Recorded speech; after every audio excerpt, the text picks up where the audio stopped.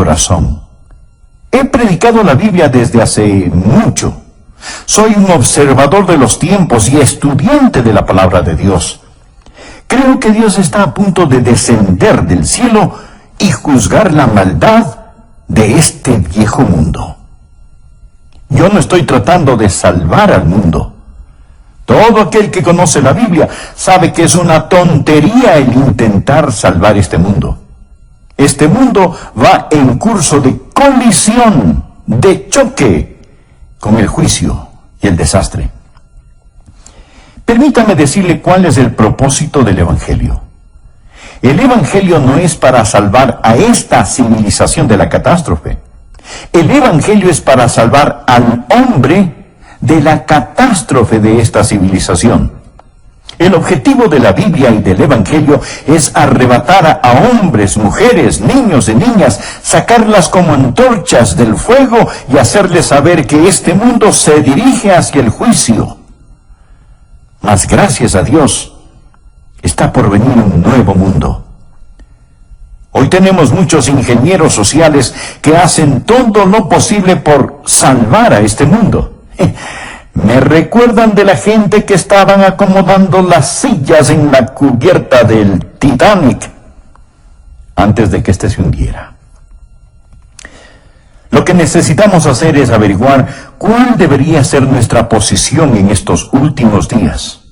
Y como lo he dicho antes, no debemos saberlo solo para sobrevivir, sino para florecer, para ser victoriosos, para alistarnos para ir al cielo y llevarnos a todo el que podamos con nosotros. Y yo creo que eso es a lo que el apóstol Pablo se refiere aquí en 2 de Timoteo, capítulo 3. Dios ha puesto en mi corazón una serie de mensajes para darnos un vistazo general de los temas que enfrentamos en estos últimos tiempos. Por favor, busquen su Biblia, 2 de Timoteo, capítulo 3, y empecemos con el versículo 1. También debes saber esto, que en los postreros días vendrán tiempos peligrosos. Esta palabra, peligrosos, en el original se usa solo una vez más en el Nuevo Testamento. En Mateo, capítulo 8, verso 28. Habla de dos hombres endemoniados, y ahí está traducido feroces en gran manera. Así que estos son tiempos feroces en gran manera. No es que yo sea ave de mal agüero cuando le digo que nuestro mundo enfrenta tinieblas nacionales e internacionales, morales, espirituales, sociales y políticas. Cualquiera puede tomar el periódico y darse cuenta que las naciones se derrumban a nuestro alrededor. Usted dirá, pero es maravilloso lo que sucede en los países comunistas, el ver el derrumbe del comunismo. Bien, esto nos da una ventana para predicar el Evangelio. Nos da una entrada para predicar el Evangelio y debemos hacerlo, pero mi amigo, lo que usted está viendo es un destello del reino venidero del anticristo. Este mundo y todas las cosas que están sucediendo tan rápidamente solo están preparando el escenario para ese líder mundial, el anticristo. La Biblia dice que él vendrá y nos dice también de dónde saldrá. No, él no saldrá de Rusia, saldrá de un imperio romano reunificado, saldrá de Europa. Y vemos cómo el escenario ya se ha preparado para esto. Los cristianos no deberíamos sorprendernos al ver todas estas profecías cumplirse. No debe ocasionar pánico. Como lo he dicho antes, lo repito ahora, mi amigo, no hay pánico en el cielo. Aun cuando se ponga gloriosamente oscuro para el Hijo de Dios, recordemos que la estrella de la mañana aparece después de la hora más oscura de la noche. Estamos esperando el regreso del Señor Jesucristo. Dios nos dice que estos son días peligrosos. En 2 de Timoteo 3, versículo 2, encontramos una descripción de los días en que vivimos. La Biblia dice, porque habrá hombres amadores de sí mismos. ¿Cuál es la actitud de esta era? Ya no tenemos a los hippies, quienes estaban interesados en el bien de toda la sociedad en conjunto. Ya eso se ha quedado atrás. La actitud en nuestros tiempos es el yo. Concentrarse en uno mismo, egocentrismo. Vivir como si Jesús nunca hubiera vivido, como si nunca hubiera muerto, como si no hubiera resucitado. Alguien ha descrito a esta era como la era del nihilismo. Una muy destacada feminista escribió lo siguiente. Escuche bien.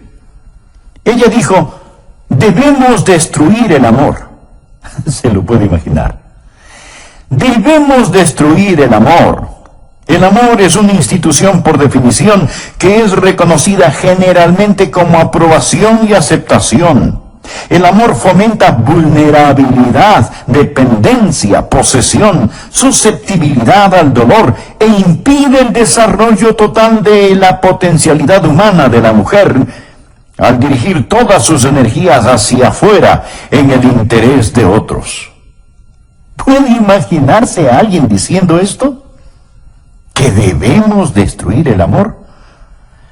Lo que está diciendo es: lo que necesitas es dejar de dirigir tus energías hacia afuera. Olvídate de tales cosas como cuidar de los niños, amar a tu esposo, ser una buena ciudadana o tratar a los demás tal y como quieres que te traten. La Biblia dice que en los postreros días vendrán tiempos peligrosos. Y Jesús dijo: por haberse multiplicado la maldad, el amor de muchos se enfriará. Mire el versículo 2. No solo serán amadores de sí mismos, sino que también serán avaros. Mire a su alrededor. ¿Cuál es la motivación de la gente de hoy? Es vivir para acumular todo lo que puedan y no lo que puedan dar.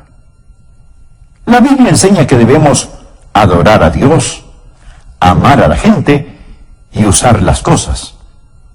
Pero lo que nosotros hacemos es ignorar a Dios, amar las cosas y usar a la gente. Sigue diciendo que serán avaros, vanagloriosos.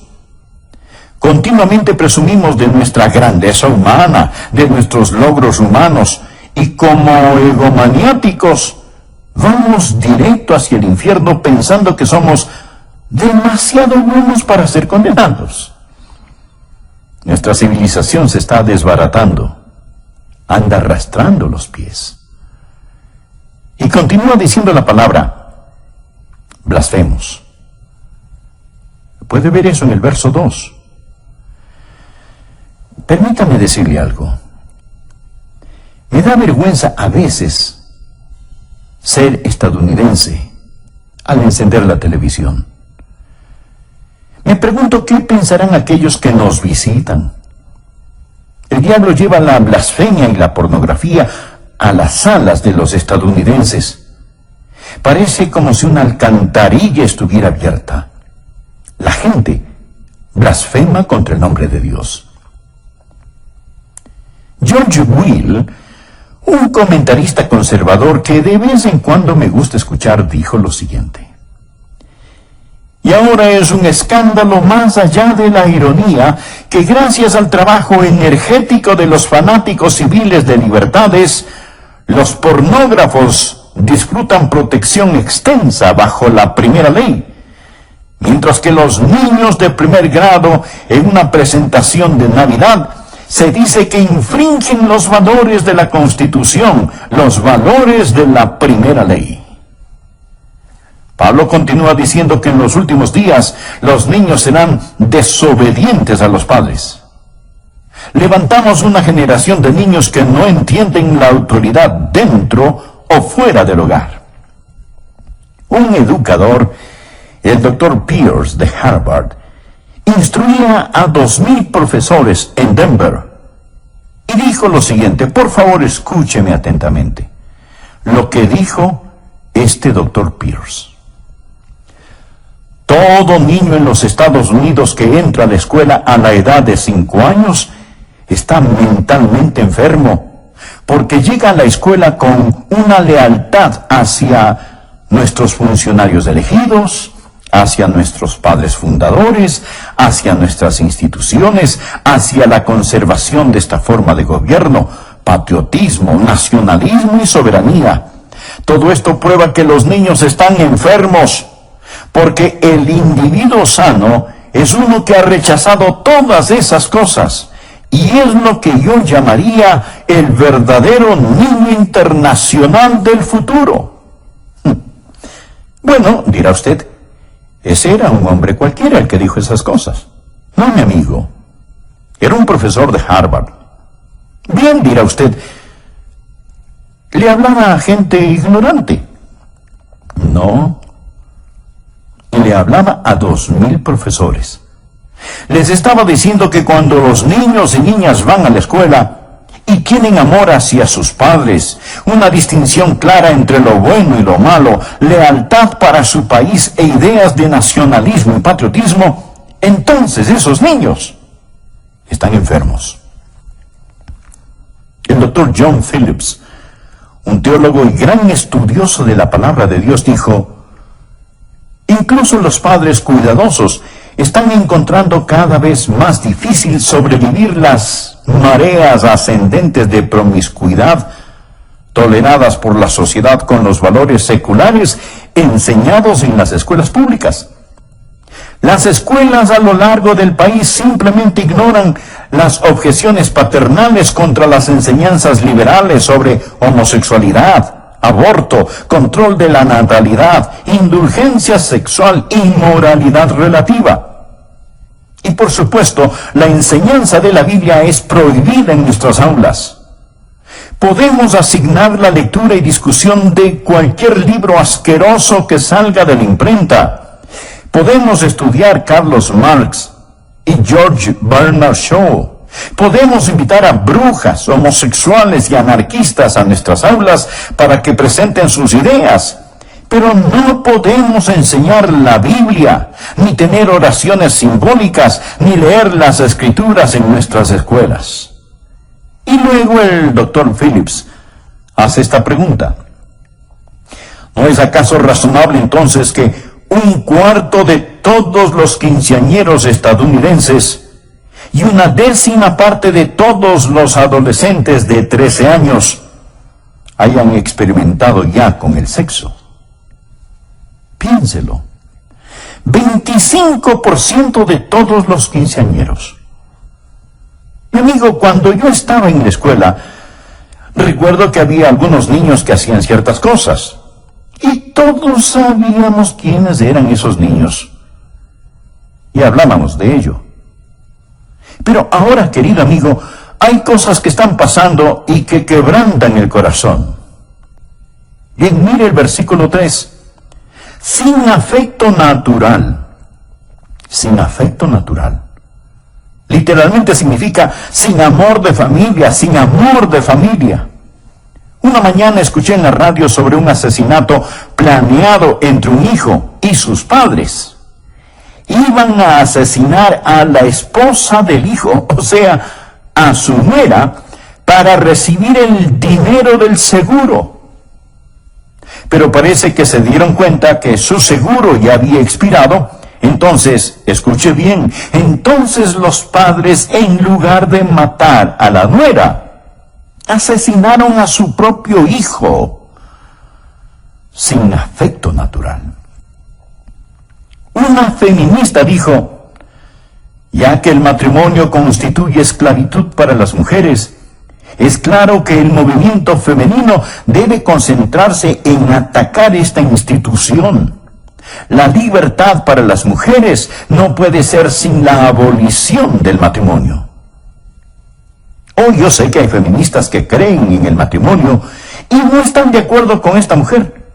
Mas este es el tipo de pensar que está saliendo a flote en la sociedad en la que vivimos. Hay muchos que piensan, y entre ellos mujeres, que el tener una familia, criar niños, es una carga y es una imposición. Para colmo de males tenemos el movimiento homosexual. Cuando la Biblia dice sin afecto natural, habla de no tener el amor de familia que Dios espera que la gente tenga. Una mujer hacia un hombre hacia una mujer, hasta que la muerte los separe. Luego dice, implacables. Estos son tiempos peligrosos en los que vivimos, cuando los hombres romperán sus promesas. Es decir, la palabra de un hombre no significa nada, ya sea un contrato de negocios, un contrato matrimonial o un tratado entre naciones. Que Dios tenga misericordia sobre una nación que ha desechado el matrimonio. Hoy está aumentando lo que llamamos divorcio sin culpa. Mi amigo, eso es una burla. Es una tragedia nacional. El 40% de los matrimonios de hoy terminan en divorcio. Y muchos conviven sin el beneficio del matrimonio, rompen sus promesas. No solo eso, sino también calumniadores, intemperantes. Quiere decir sin autocontrol, crueles, aborrecedores de lo bueno. Nuestras cárceles están llenas de matones. No tenemos espacio suficiente para encerrar a los criminales. Cuando construíamos el templo de nuestra iglesia, uno de los alcaldes dijo, qué bueno que una iglesia tan grande como esta se esté construyendo. Es mejor que se construyan iglesias, porque ya no podemos construir cárceles lo suficientemente grandes, ni lo suficientemente rápido para proteger a los buenos de los malos. La Biblia nos enseña que ahora hay una forma de crueldad y violencia que es incontrolable. Leí que existen por lo menos 140 grupos terroristas que aún funcionan en nuestros días. Ahora estos grupos ya no son como los de antes, pues. Ahora ellos están armados con los equipos más sofisticados. No pasará mucho tiempo antes de que su vida y mi vida estén en más grave peligro debido al terrorismo internacional. Y deseo decir que mientras estoy en el tema de la crueldad y el terror, que ya practicamos el terrorismo en el país. Millares, millones están siendo ejecutados. Hablo del terror del aborto. Creo que el día más trágico en la historia de los Estados Unidos fue en 1973, cuando los bebitos antes de nacer fueron dado el estatus de no personas, no ser personas. Lo que hemos hecho es clasificar al bebé sin nacer como un objeto, una materia, no como una persona, tal y como Hitler clasificó a los judíos. Lo que Hitler hizo fue redefinir el concepto de persona. Hemos reclasificado a los bebés como no personas. Y mañana, un día normal en los Estados Unidos, 4.500 bebecitos serán asesinados por medio del aborto. Hace un año recuerdo que prediqué un sermón acerca del aborto. Prediqué ese sermón en mi congregación y recibí una carta de una persona que se había enojado porque había predicado acerca de ese tema desde el púlpito. Lo que esa persona me dijo era, el aborto es un tema político y usted debería mantener lo político fuera del púlpito. Sin embargo, mi amigo, si usted le pregunta a un político acerca del aborto, él le dirá que ese es un asunto religioso y que no debería de mezclarlo con la política. ¿Qué le parece? Él dirá, ¿sabe? Personalmente estoy en contra del aborto, pero lo que una persona haga o no haga con su propia vida es su problema, no el mío. Es como que alguien dijera, estoy en contra de que exterminen a los judíos, mas si alguien lo hace en su propia cámara de gas, ese no es mi problema. Así es que si nosotros los predicadores hablamos acerca del exterminio de la vida de los bebecitos, se nos dirá: manténgase fuera del asunto porque eso es política. Y a los políticos les dirán: hey, eso es un tema religioso. Así que, amigo, usted podrá catalogarlo como político o religioso, pero los bebés siguen siendo asesinados. Y tenemos que estar firmes y hablar al respecto. ¿Sabía usted que el 97% de estos abortos se dan por alguna forma de conveniencia? No son para salvar necesariamente la vida de la madre. Tampoco porque es producto de violación o por incesto. Simplemente por conveniencia. El aborto se está constituyendo como uno de los métodos más usados para control natal. Sigamos leyendo lo que nos dice Pablo. Somos gente que aborrece aquello que es bueno. El héroe de hoy no es el hombre de Dios, no es el misionero, no es el predicador, no es el ganador de almas. No es la mamá que escoge quedarse en su hogar y cuidar de sus niños. Estos no son los héroes de la juventud de hoy. Ellos desprecian a los que hacen lo bueno. Note el versículo 4. Él dice que estas personas son traidores, impetuosos, infatuados, amadores de los deleites más que de Dios.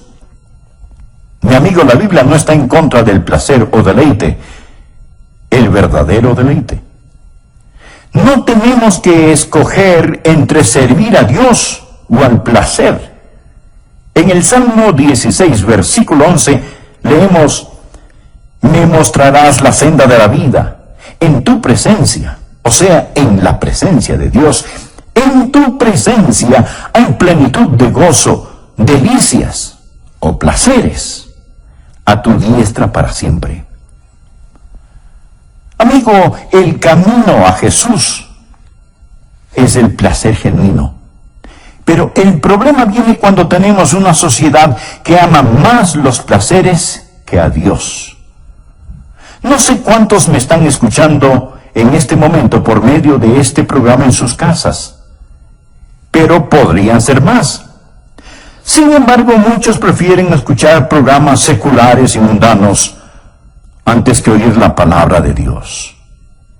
Somos amantes de los placeres, más que amantes de Dios. Mire a su alrededor. Los hoteles, los teatros, los estadios, los clubes nocturnos están repletos. Es lo que podríamos llamar una explosión de placer. El domingo ha llegado a ser el día de hacer casi cualquier cosa, excepto adorar a Dios. Ya no llamamos el domingo el día del Señor, sino simplemente decimos que es el fin de semana. Amadores de los deleites, más que de Dios. Continuamos en el versículo 5. Que tendrán apariencia de piedad, pero negarán la eficacia de ella. A estos evita. Amigo, no hay escasez de religión, pero la mayoría de la gente no necesita religión. Necesitan abandonar la religión y entregarse a Jesucristo. ¿Qué dice la palabra? Que tendrán apariencia de piedad, pero negarán la eficacia de ella. Es una forma de religión sin poder y sin realidad. La participación religiosa está en todo su apogeo, pero también el índice del crimen. Así que algo anda desesperadamente mal. Hablamos de la religión sin la realidad. Leamos por favor el versículo 6.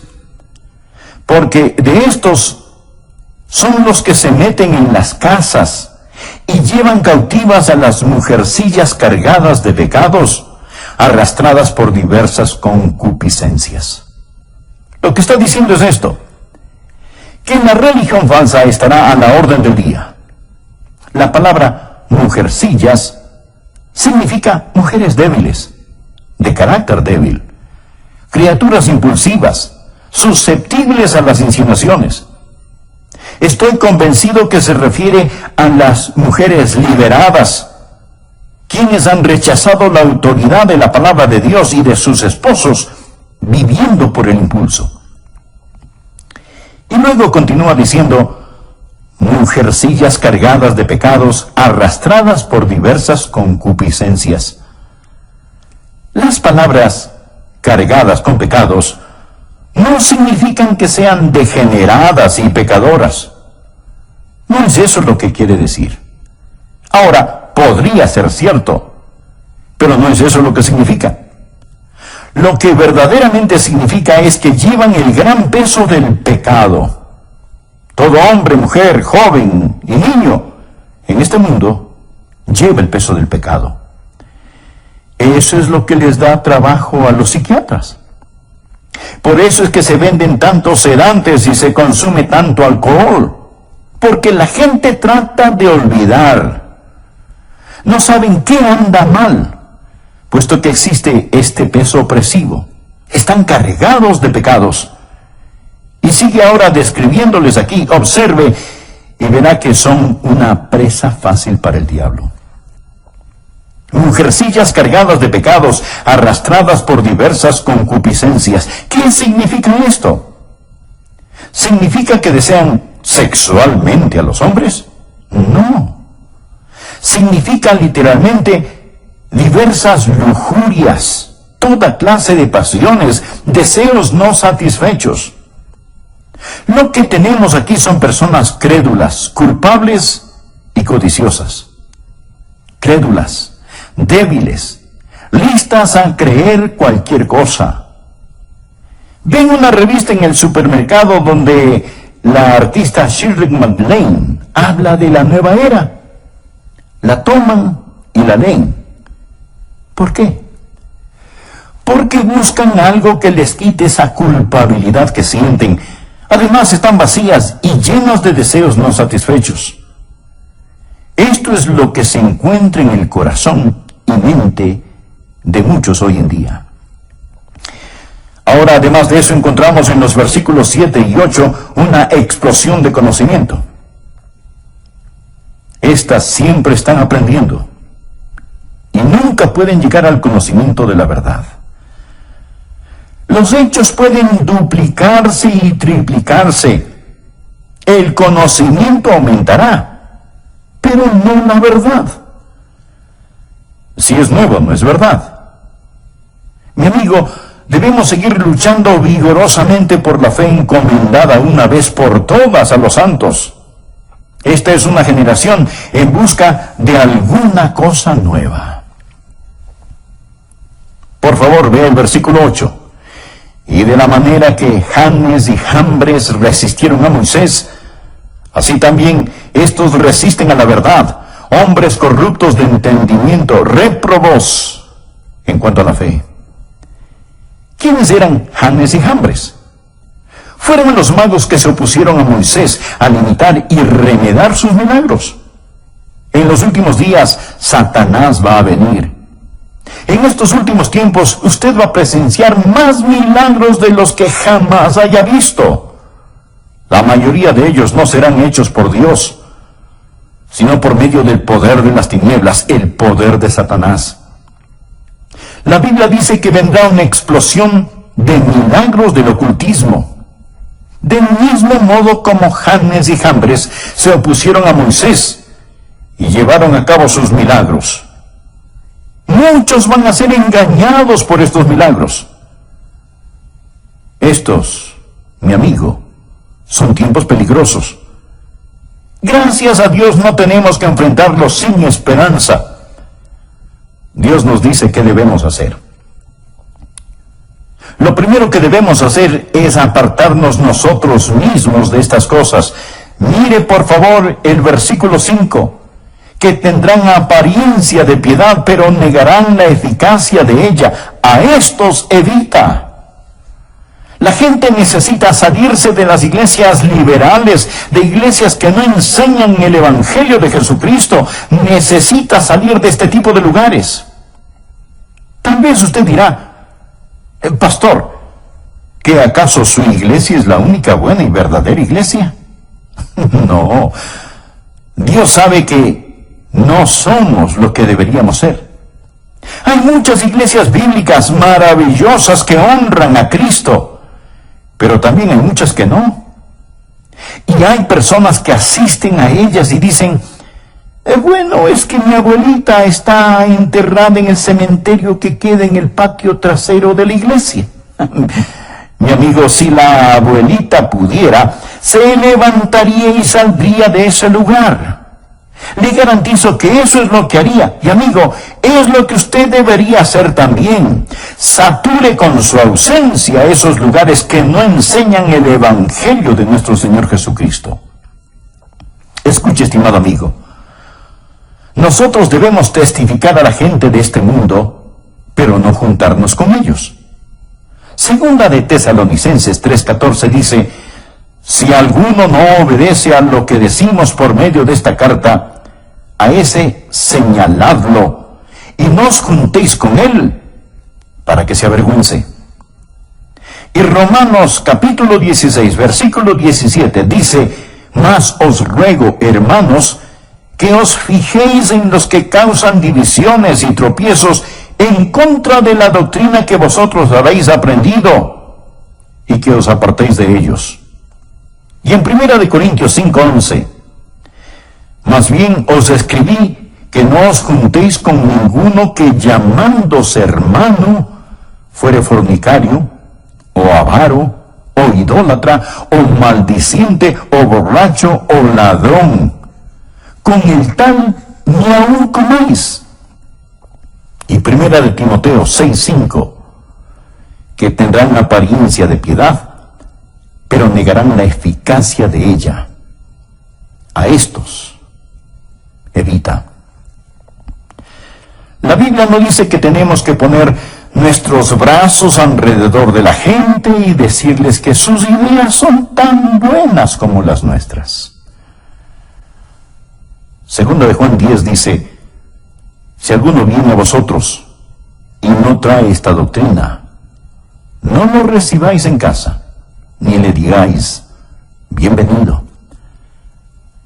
La Biblia dice que en estos últimos tiempos debemos evitar a la gente que hemos descrito y necesitamos salirnos de las iglesias liberales, pero no solo es un llamado a salir, sino que también es un llamado.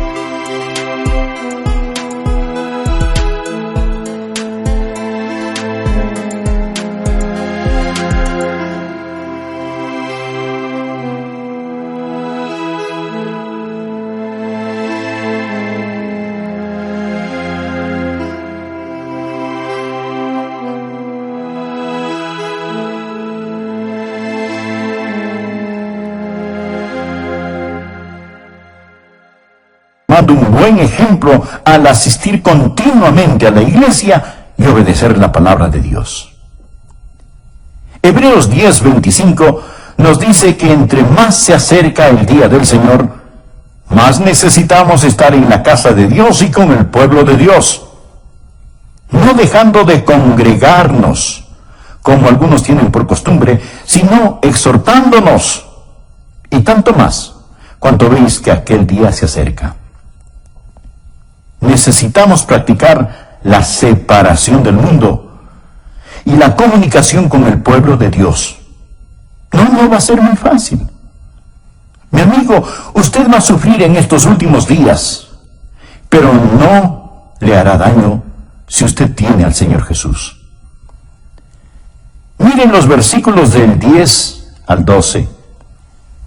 Pero tú has seguido mi doctrina, conducta, propósito, fe, longanimidad, amor, paciencia, persecuciones, padecimientos, como los que me sobrevinieron en Antioquía, en Iconio, en Listra, persecuciones que he sufrido, y de todas me ha librado el Señor. Y también todos los que quieren vivir piadosamente en Cristo Jesús padecerán persecución. ¿Cuántos creen lo que dice el versículo 12? Espero que lo crean. Está en la Biblia. ¿Cuántos de ustedes están sufriendo persecución? Si usted no está sufriendo alguna clase de persecución, es porque tal vez no está viviendo piadosamente en Cristo Jesús. Algunos piensan, bueno, si vivimos piadosamente escaparemos la persecución.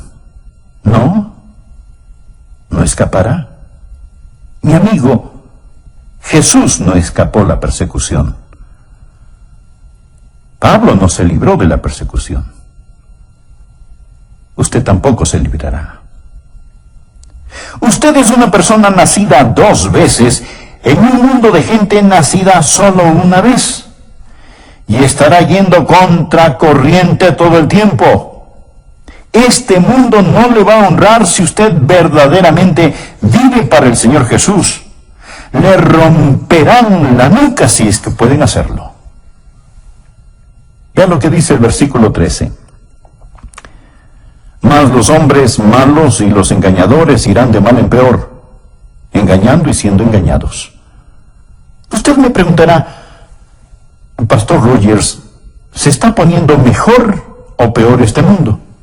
Y la respuesta es sí. Los malvados y los engañadores irán de mal en peor, engañando y siendo engañados. Pero el pueblo de Dios, al acercarse a la segunda venida de Jesús, creo que estará brillando más y más.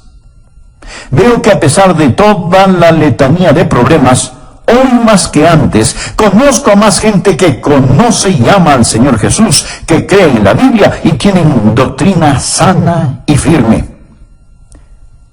La otra noche fui a escuchar un debate entre Philip Schlafly y Sarah Weddington, la abogada que hizo legal el matar a bebecitos pequeños.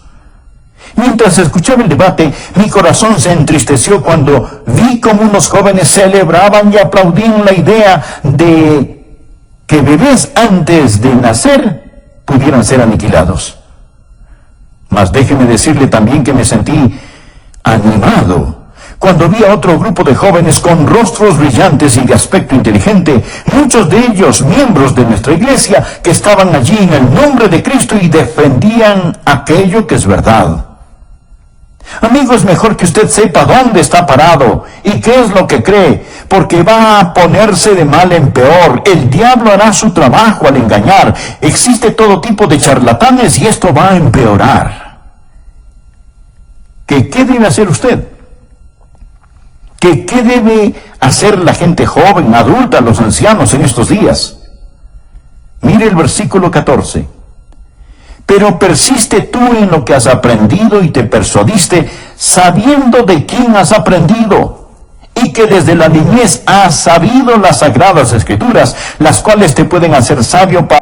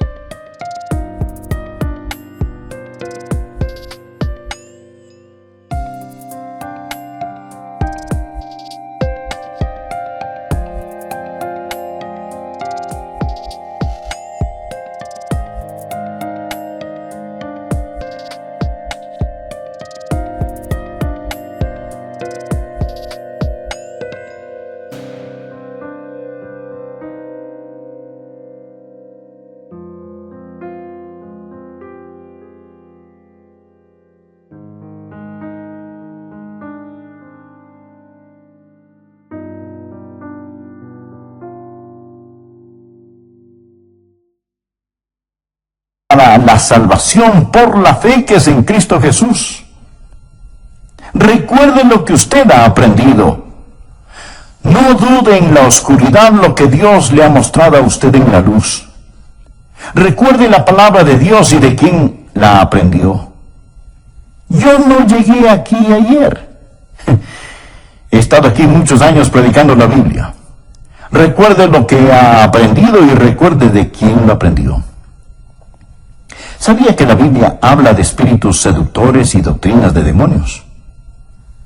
Una joven que era miembro de mi iglesia en la Florida fue a estudiar a una universidad que tenía un aire de religiosidad. Pero los profesores liberales comenzaron a tomar la Biblia y descuartizarla. Luego le dijeron: no regrese a casa, a su iglesia, contándoles todo esto.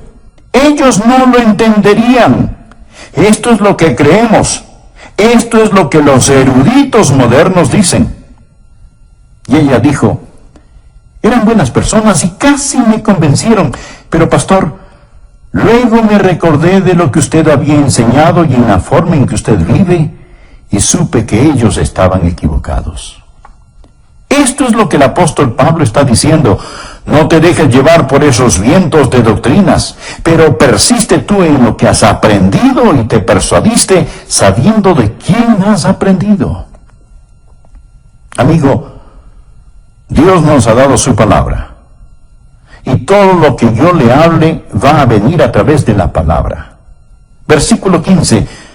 Dios nos ha dado las sagradas escrituras, las cuales te pueden hacer sabio para la salvación por la fe que es en Cristo Jesús. Toda la escritura es inspirada por Dios y útil para enseñar, para redarguir, para corregir, para instruir en justicia, a fin de que el hombre de Dios sea perfecto, en